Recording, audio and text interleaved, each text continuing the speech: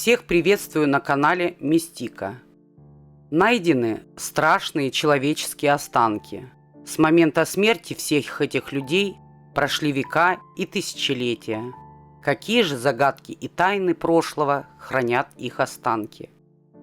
Кричащие мумии, страна пирамид и фараонов, подкинула историкам еще несколько очередных загадок. Египтолог Гастон Масперо нашел необычное захоронение, весьма скромное, то есть нестандартное для величественных египетских саркофагов и погребений. Мумия была погребена в долине фараонов, приблизительно в 500 километров к югу от Каира. Рядом находились особы царского рода. Кем же был этот человек и почему он был похоронен рядом с правителями Египта? Ученые предполагают, что мумия может принадлежать старшему сыну фараона Рамзеса III. На правителя был совершен ряд покушений, в которых в частности приняли участие его сын и жена.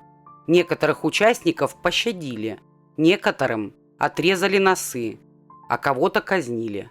Сыну фараона, возможно, позволили принять яд. Именно этим объясняется мучительное выражение лица человека.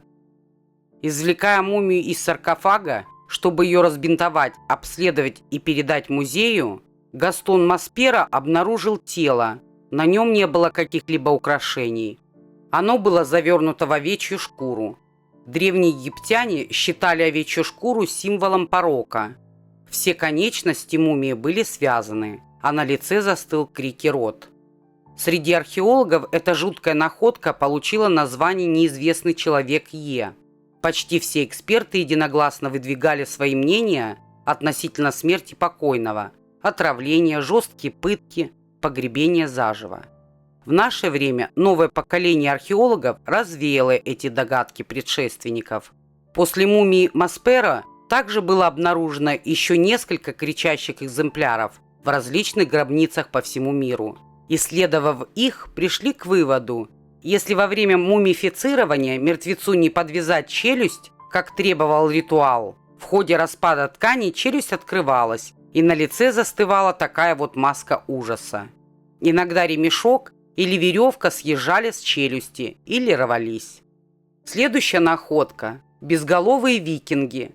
Эта страшная находка была сделана археологами совсем недавно, в 2010 году, при раскопках в британском графстве Дорсет. Планировалось найти древние черепки, плуги и прочий инвентарь предков. Под толстым слоем почвы обнаружилась древняя братская могила викингов. Все воины были обезглавлены, и черепа лежали отдельно от скелетов. Детально изучив эти захоронения, археологи узнали еще одну жуткую подробность. Тел было 54, а голов намного меньше. Ученые сделали вывод: здесь имела место публичная казнь, возможно, ритуал массового жертвоприношения, потому что все головы были отсоединены от туловища ударом меча в шею.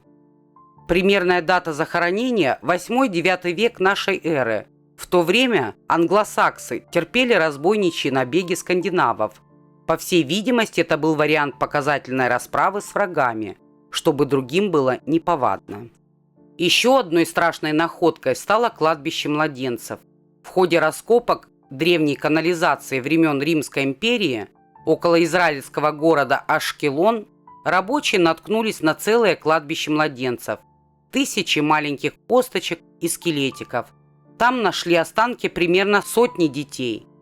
Считается, что в этом месте когда-то находилось специальное заведение для истребления неугодных младенцев. В Риме позволялось умерщвлять ребенка младше 2 лет. В те времена ребенок сразу после рождения считался неодушевленным. Если отец не признавал малыша, его убивали.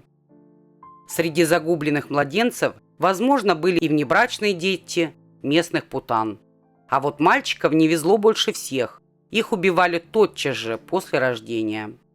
Девочек же ждала менее жесткая участь. Их оставляли живыми. В будущем они пополняли ряды представительниц древнейшей профессии.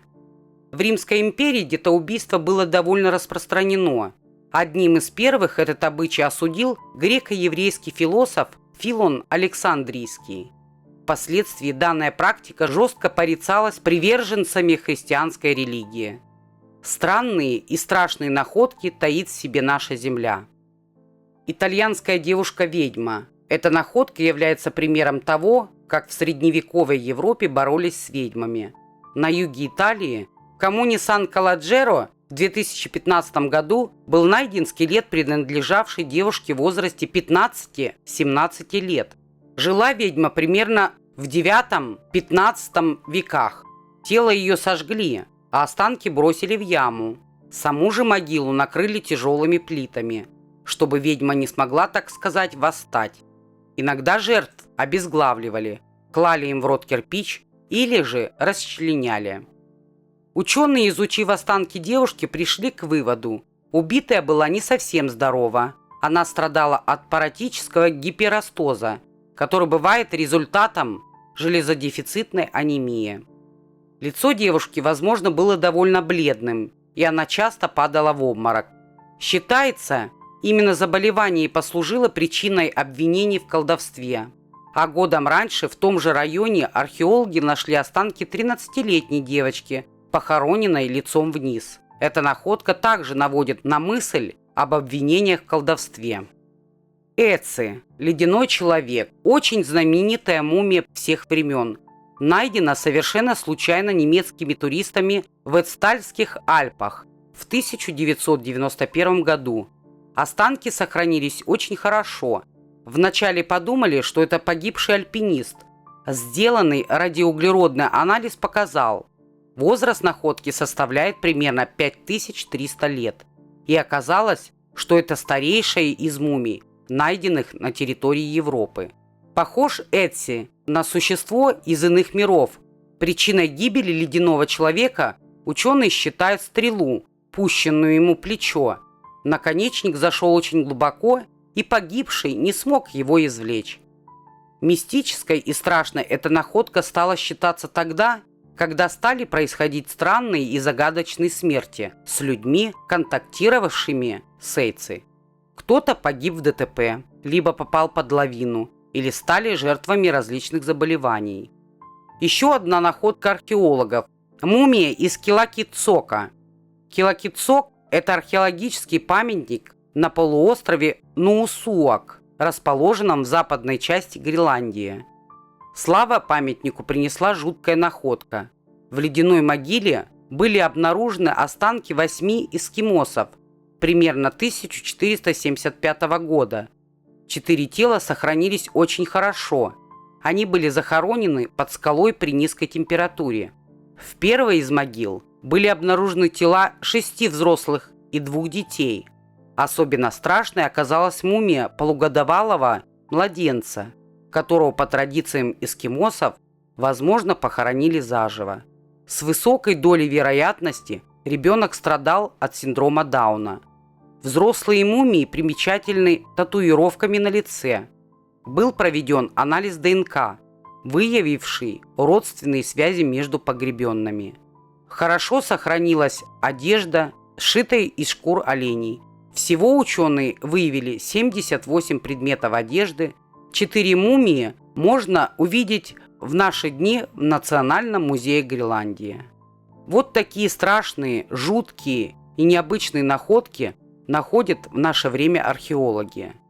Пишите в комментариях, что вы думаете об этом. Всем пока!